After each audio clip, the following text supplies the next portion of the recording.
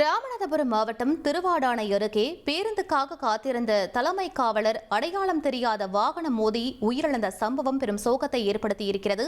மேலும் விவரங்களை எமது செய்தியாளர் சோனை முத்தன் வழங்க கேட்கலாம். வணக்கம் சோனை முத்தன், என்ன நடந்தது? முழு விவரங்களை பதிவு பண்ணுங்க. வணக்கம். அதாவது ராமநாதபுரம் மாவட்டம் திருவாடானை அருகே ஏமனக்குடி என்ற பகுதியில் பேருந்துக்காக நின்றிருந்த தலைமை காவலர் மீது அடையாளம் தெரியாத வாகனம் மோதிய விபத்தில் படுகாயமடைந்து அவர் உயிரிழந்த சம்பவம் சோகத்தை ஏற்படுத்தியிருக்கிறது. ராமநாதபுரம் மாவட்ட ஆயுதப்படை பிரிவில் தலைமை காவலராக பணிபுரிந்து வருபவர் தொண்டி பகுதியைச் சேர்ந்த முருகானந்தம். இவர் நேற்று தன்னுடைய மனைவியின் சொந்த ஊரான திருவாடானை அருகே உள்ள கள்ளிக்குடிக்கு சென்றுவிட்டு மீண்டும் இன்று அதிகாலை ராமநாதபுரம் திரும்பி வருவதற்காக தொண்டி பகுதியில் இருக்கக்கூடிய ஏமனக்குடி பேருந்து நிலையம் அருகே நின்று கொண்டிருந்ததாக கூறப்படுகிறது. அப்போது அந்த பகுதியில் அதிவேகமாக வந்த அடையாளம் தெரியாத வாகனம் ஒன்று அவர் மீது மோதியதுல முருகானந்தத்தின் தலையில் பலத்த காயம் ஏற்பட்டு அவசர ஊர்தி மூலம் சிகிச்சைக்காக கொண்டு சென்றுள்ளனர். அப்போது கொண்டு செல்லும் வழியிலேயே அவர் உயிரிழந்த சம்பவம் சோகத்தை ஏற்படுத்தியிருக்கிறது.